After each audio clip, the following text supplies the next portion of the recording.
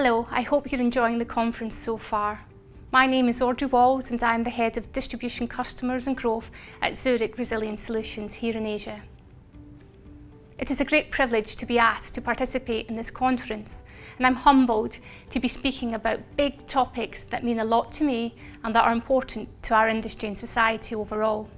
Today I will be speaking about ESG, ERM and systemic risks. Should you have any questions, please do not hesitate to contact me over the conference or at a later date. Allow me to congratulate the East Asian Insurance Congress on its 60th anniversary. In Tokyo in 1962, the first committee meeting was held. There, like-minded insurance professionals with a goal to build a cooperative marketplace formed a strategic partnership that put collaboration on the top of their insurance agenda. It's fitting that today we come together to celebrate 60 years of such an alliance, as with the risk landscape accelerating faster than we can control, forming multi-stakeholder collaborations that join together to build a more resilient and equitable future will help us as an industry tackle what is and what will be the biggest challenges yet. Today, what is required is radical collaboration. When we look back at the challenges of the last few years and the calamity the pandemic threw at us, words like collaboration and cooperation don't immediately spring to mind, as we recall the hard times of quarantine and isolation. Not only were we physically separated, but the many divisions we experience here in our own continent, but more globally, seemed to exacerbate. But despite the challenges of the pandemic, what it illustrated is that large-scale collaborations are not only possible, but they can pave the way for the urgent and radical collaboration we need now to combat the unprecedented global challenges we face today. The world has become more connected, and along with that, so has the risk landscape.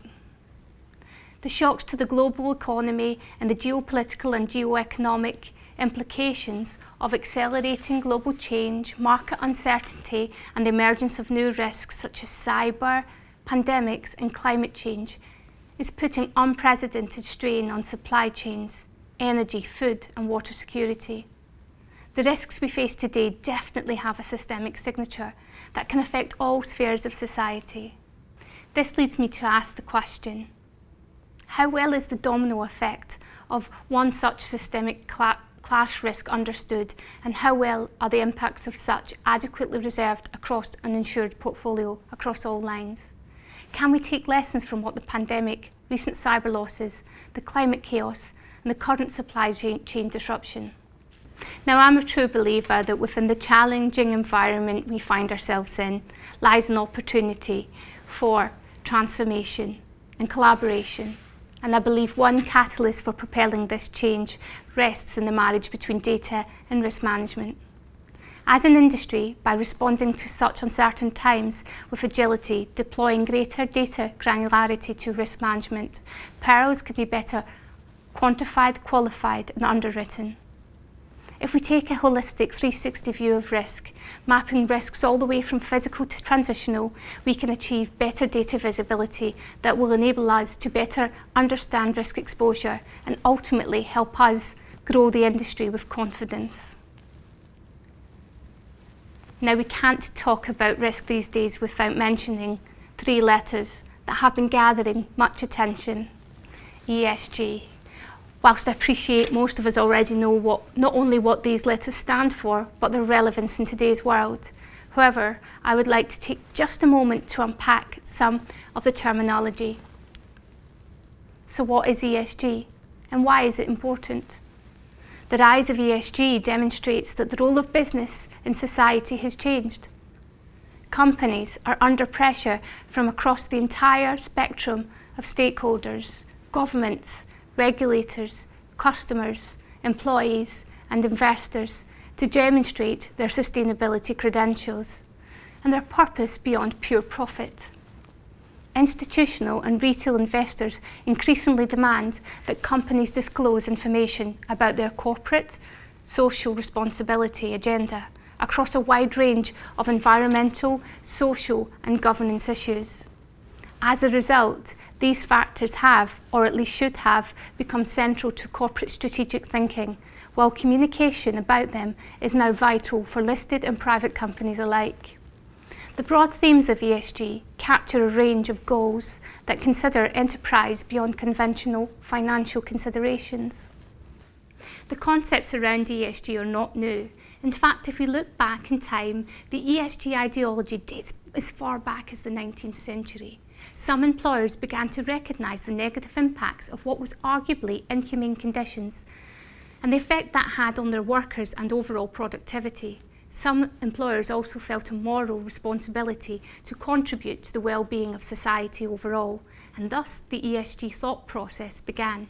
Today things have evolved, and the notion of corporate social responsibility forms the basis of what we call ESG, as well as of closely related concepts such as corporate sustainability, stakeholder capitalism, and purpose beyond profit. Today, companies are widely expected to have goals beyond simply growing the bottom line or creating shareholder value. So let's break it down a little. An example of the E could be greenhouse gas emissions by the company and its supply chain. The way the company manages its water and waste, well, that's also E. The way the company and its employees engage with the communities they operate in and serve, well, that's S, as is the health and safety of its employees and relations with the workforce, whereas corporate structure and diversity of its board and bribery and corruption fall under G. All three pillars of ESG are incredibly important, but conversations around ESG often gravitate towards climate change, sustainability, decarbonisation and the energy transition.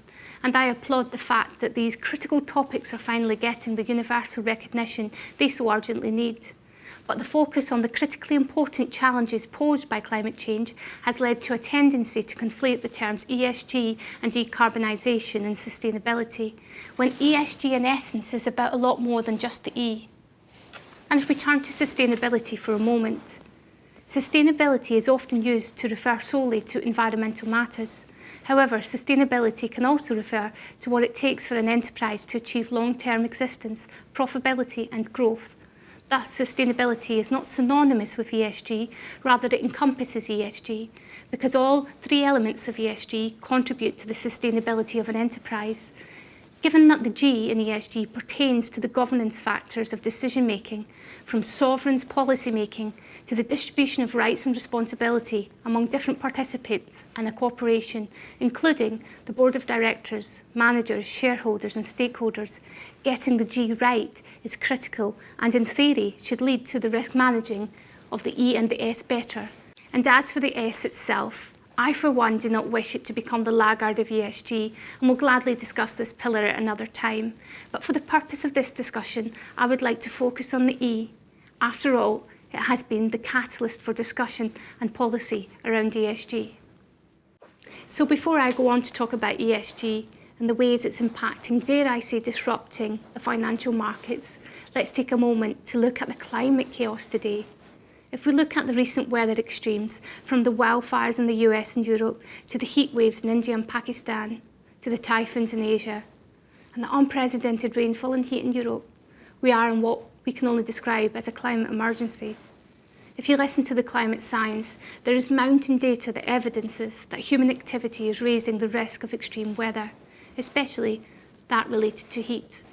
The World Economic Forum's Global Risk Report published this year reported that respondents to this year's Global Risk Perception Survey, when asked to identify the most severe risks on a global scale over the next 10 years, pegged climate action failure as number 1, extreme weather as number 2, and biodiversity loss as 3. Furthermore, a report published in the Journal of Science recently highlighted the extent of the climate crisis, stating that the world's on the brink of 5 disastrous climate tipping points due to the 1.1 degree warming. These include the collapse of Greenland's ice cap, the collapse of a key current in the North Atlantic, the abrupt melting of carbon-rich permafrost, and the destabilisation of the Amazon.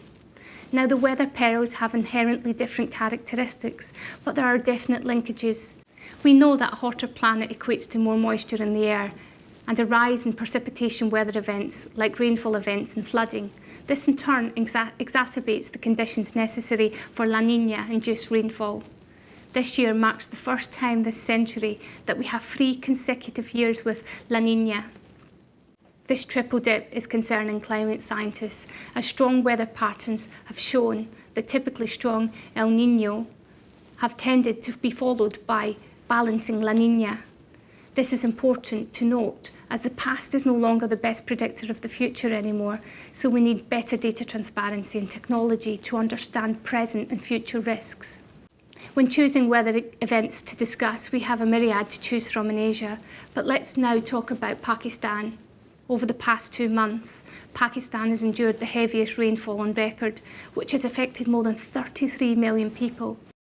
The comments from Pakistan's foreign minister really brought this home for me when he said, and I quote, "There is barely any dry land that we can find. The scale of this tragedy, 33 million people, that's more than the population of Sri Lanka or Australia." The flooding has devastated cities, destroying infrastructure, farmlands, causing horrific fatalities. Families and whole communities have been displaced, and worryingly, the pressure this has had and put on the country's dams is immense. Now, 1/3 of Pakistan has been completely submerged by this flooding, and the government has declared 72 out of 160 districts to be a complete disaster zone. The Pakistan Meteorological Department stated that it was the wettest August since the start of records in 1961, and that the national rainfall was up 243% above average. The satellite image you see here shows the Indus River in Pakistan in August 2021 on the left and 2022 on the right. I find these images hard to bear, as the province has been turned into a 100-kilometre lake. Worryingly, the growth poles of Pakistan's economy are situated along the Indus River. Pakistan's climate change minister said that parts of the country resemble a small ocean. These images speak volumes and are difficult to comprehend, given that it's estimated that this Asian country is responsible for less than 1% of global emissions, which illustrates the ugly truth about the climate apartheid. The government's early estimates place the damages at more than 100 billion. It's a dreadful reality, as Pakistan is a developing country, and after many years of economic instability owing to internal political turmoil, the country is going through a period of economic liberalisation, which is aimed at attracting more foreign investment and decreasing budget deficits. We saw encouraging signs as the government predicted in May last year that the future growth rate was estimated at 5%, one of the highest among the developing countries in Asia. And with poverty rates falling, the macroeconomic outlook was improving. The extreme weather endured of late is a tragic turn of events for the country's economic growth, which further highlights the climate injustice. The news is harrowing, and my thoughts and prayers are with those affected. It was not so long ago, at the turn of the year, when we saw the effects of the Malaysian floods, which led to flooding that displaced in total 70,000 people and left many without food and water. Typhoon Rai tore through the Philippines on December the 16th, 2021, killing nearly 400 people, leaving 500,000 displaced and causing in excess of 400 million in damages.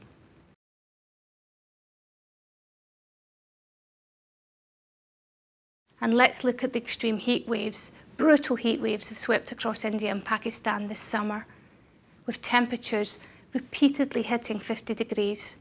The world's highest temperature for May was recorded in Pakistan last year, as the temperature in Turbot reached a staggering 54 degrees. This had a devastating impact on crops. In areas in India, the yield from wheat crops dropped by up to 50%, putting more pressure on the already fragmented food supply chain.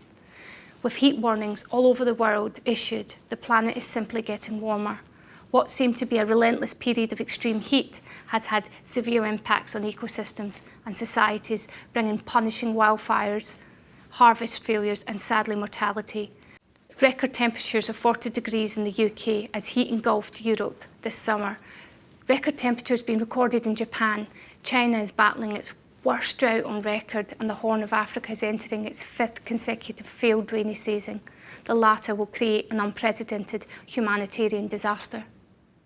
Data from the Global Forest Watch suggested that globally the amount of tree coverings being burned has nearly doubled in the past 20 years. One stat that really got my attention was that around 16 football pitches of trees were lost per minute due to forest fires in 2021. Wildfires, as the recent WMO Air Quality Bulletin reports, will worsen air quality, harming human health and ecosystems. And with heat-related events due to increase, this further intensifies the interaction between pollution and climate change. If you haven't already read the bulletin, then I urge you to do so. Let's now consider the effects of climate change on our infrastructure. Climate changes are impacting the reliability of our infrastructures as the severity of weather events is intensified by increased urbanisation. The demand and challenges that places on existing infrastructures originally designed for a lower population and often old and at times poorly maintained is significant. What does the future hold for our cities? Well, according to the WMO, by 2050, 80 million people from sub-Saharan Africa, 40 million people in Southeast Asia, and nearly 20 million people in Latin America will migrate from these countries. Bangkok, Dhaka, Jakarta, Manila and Shanghai are all examples of cities threatened by rising sea levels and climate-induced weather events. With talks of managed retreats and initiatives such as sponge cities, what is clear is adaptive plans and efficient risk management and mitigation strategies are now critical. Without such mitigation, the worst-case scenario may be the future response in the absence of risk mitigation strategies and collaborative efforts to reduce climate change through our net zero ambitions. Jakarta, a city with a population of almost 11 million, is one of the fastest sinking cities due to the over-extraction of groundwater. A managed retreat is exactly what is on the agenda for the capital, as the Indonesian government has recently approved a plan to move its capital city away from Jakarta to East Kalimantan, a province in Borneo, at a total cost of 33 billion in what will be the biggest infrastructure project the government has seen. Will we see more capitals relocate in this fashion as the future? Another point to note is the ever-widening insurance gap that climate change and losses and catastrophes arising from it is exacerbating. It is estimated that there was 270 billion of uninsured losses that occurred simply from natural catastrophes in 2021. And with higher inflation and increased extreme weather events in 2022, this is going to widen further the natural catastrophe protection gap in Asia. It is estimated that flooding events accounted for about 1/3 of the global total, with an estimated 75% of NatCat exposures across the globe uninsured. This is an alarming reality, given rapidly the accelerating weather events. For flood, a mere quarter of the flood-related losses were covered by insurance. With Asia being significantly vulnerable to flood events, with over 20 major flood events occurring last year, it is reported by one insurer that the last 10 years, only 7% of flood losses in Asia were insured, versus 34% in Europe, with China having the biggest flood protection gap globally. The data is a stark indicator of the climate disaster we are in and the extent of uninsured losses that could occur if climate goals are not met. And going back to the topic of climate change as a systemic risk, the world's food supply is incredibly vulnerable to the adverse climate change patterns. The relationship between climate change and hunger is profound, and the negative impacts of climate change on food security is a systemic risk that requires global collaboration. The climate chaos is exacerbating the hunger crisis, and with our food systems more globally connected, this macro problem will have an impact on all of us as global citizens. According to the Food and Agricultural Organization, 80% of the causes behind an unpredicted harvest in cereal crops in Africa came down to climate variability. At the same time, according to the IPCC, to ensure food security for the predicted population of 9.6 billion people by 2050, food production must increase by at least 60% to meet the demand. This is a multifaceted problem that needs collaboration from stakeholders across the food value chain. So I ask again, why is ESG important to insurers? ESG simply cannot be overlooked by insurers, reinsurers and brokers involved in the insurance value chain. Given the growing significance of such issues, ESG is becoming widely scrutinised by investors and consumers, and it is important for insurers and brokers to address ESG considerations in their own business, not only to protect their own brand and reputation, but also to contribute to overall global sustainability and economic development. Regulators and the growing trends towards mandatory disclosure are paving the way towards a greater awareness of both physical and traditional risks emanating from a changing climate. Such awareness is creating new trends and disrupting the insurance industry as the systemic risks climate change pose become more evident by this year's chaotic weather patterns. One thing that is becoming increasingly evident is how critical physical risks are, and dare I say, how underestimated the impacts are given the near-term and non-linear exposures they present. Understanding climate change from a risk point of view is critical, as is mapping the impacts on long-term business, but more and more we need to understand and mitigate against the impacts on short-term portfolios. We just have to look at the temperature changes seen over the summer months with record-breaking temperatures and the consequential wildfires, droughts and water shortages as an example. Here we're getting into clash risk territory, as not only do such impact the property, but the BI and the EAL, workers' comp and so on, which all affect near-term portfolios. So the climate action milestones we now talk of 2030, 2050 are of course important. Long-term goal setting is imperative. However, we have to be practical and look at what's going to happen over the next 5 and get a better view of risk around climate change. ESG risk mapping gives us that opportunity to do a deep dive into exposure and gives us a chance to get our arms around the risks emanating from a changing planet. So why wait until it's mandatory to organise and disclose? Transformations happen when market dynamics are changing, making room for disruption. And right now, with the rise of ESG regulations, we are looking at a compelling market transformation that the insurance industry, as experts not only of the physics of risk, but the gatekeepers of huge data lakes, can be integral to propelling this transformation forward. Now, ESG has been on the minds of the investment community for some time now, largely driven by regulation, notably the Bank of England, and the realisation that climate change poses an existential threat to the financial system. The necessity for financial institutions and the broader financial system to manage the risks and capture the opportunities associated with the transition towards global environmental sustainability are now widely known. Encouraging signs came from the US just this week as the Fed is conducting a review of bank capital requirements and plans to perform an analysis of lenders' climate change financial risks next year, illustrating the need for more climate stress testing. Similarly, we are seeing increased interest from private equity driven by the financial opportunities that exist as we transition to a green economy and the sustainable investment potential.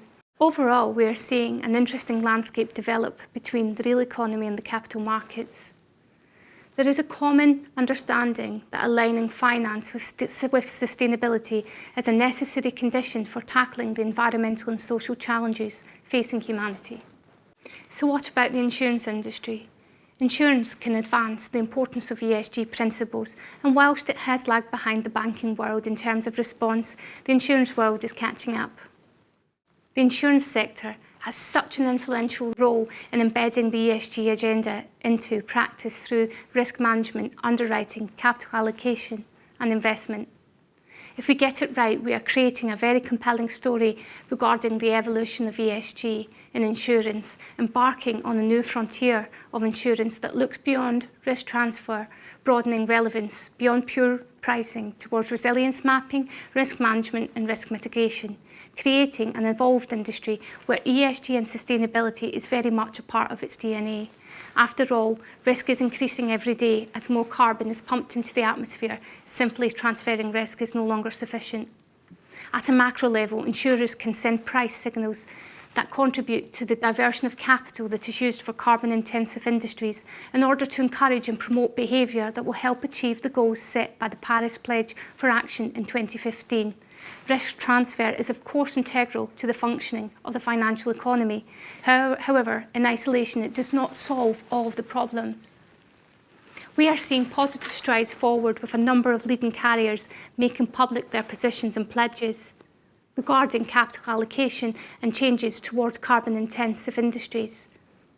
We have seen commitments towards the decarbonisation of underwriting portfolios, most notably with the Net Zero Insurance Alliance, which is a UN-convened group of 29 leading insurers representing more than 14% of the world's insurance premium globally. The Net Zero Insurance Alliance members have committed to transform their insurance and reinsurance underwriting portfolios to net zero greenhouse gas emissions by 2050, consistent with a maximum temperature rise of 1.5 degrees above the pre-industrial levels, in order to contribute to the implementation of the Paris Agreement on climate change. Hope can also be found in the release of insurance-specific frameworks, such as the UN Principles of Sustainable Insurance. If you haven't already had a read, I urge you to take a look, as these principles provide a holistic approach to managing a wide range of global and emerging risks in the insurance business, from climate change and natural disasters to water scarcity, food insecurity, and pandemics. Such principles are tailored to the needs and aspirations of the insurance community and the clients and citizens it serves. Another consideration for the insurance industry with regard to ESG is climate litigation. Not only is protecting one's own brand reputation and liability important, but that of the customer, as climate litigation is on the rise and the success of such threatens a company's insurance costs.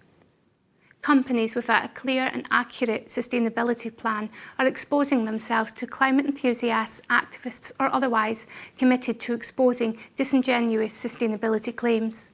Insurers are exposed too in this trend, evidenced by the sharp rises in D&O insurance, which will continue to trend upwards as climate litigation wins gain momentum.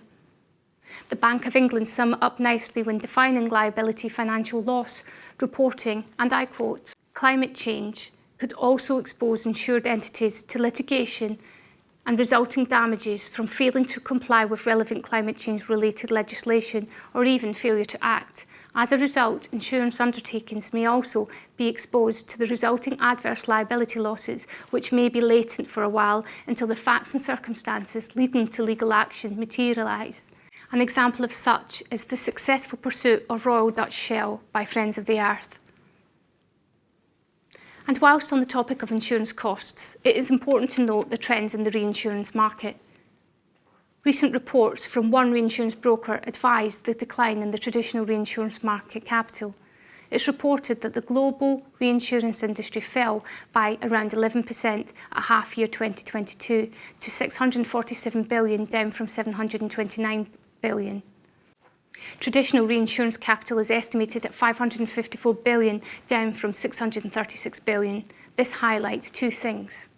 Firstly, the difficulty that may come if trends continue and the potential struggle we might see to find affordable reinsurance capacity due to the greater exposure to Nat Cat events. Insurers that fail to factor climate change metrics and increased hazard vulnerability into their pricing models may pay the consequences of adverse risk selection resulting from reinsurance carriers that do select based on climate change metrics.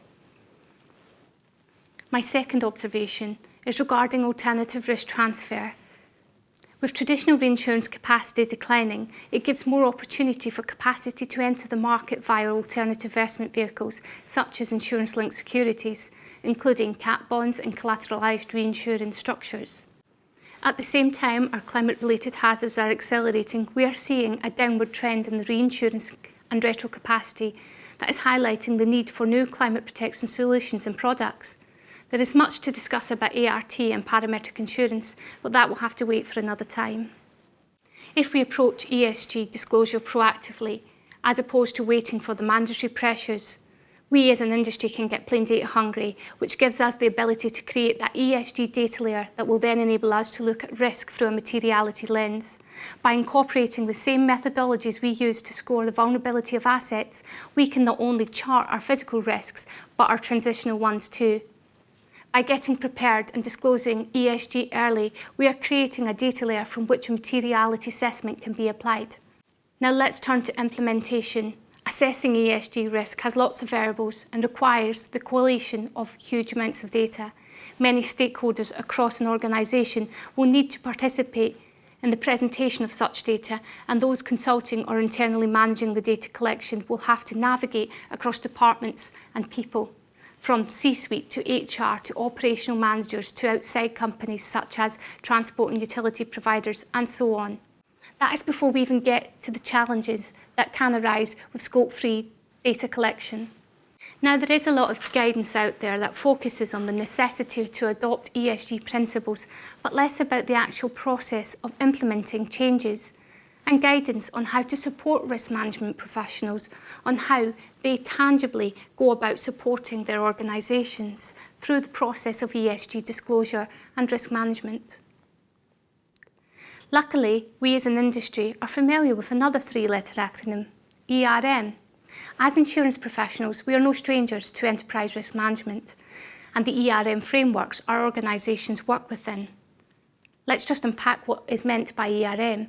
ERM is a firm-wide strategy to identify and prepare for hazards within a company's finances, operations and objectives. Successful ERM strategies and established ERM divisions can mitigate against operational, financial, security, compliance and many other types of risk. Being an ERM enthusiast myself, I strongly believe that as an industry we can encourage the bringing together of ESG and ERM.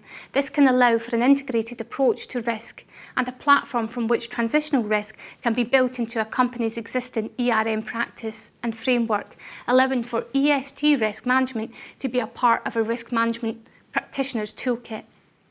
Such can leverage existing reporting mechanisms to set the practice and form on ESG performance to the board and also act as a pivotal central point for ESG collation. I think it's important to build on a company's existing risk management practices and proactively embed a company's ESG agenda into the overall ERM mission statement, and closely align the roles of the risk management practitioner and the sustainability practitioner, creating a common language that both professionals can understand. The latter often being a newly created position in many companies now, and one many companies are pondering.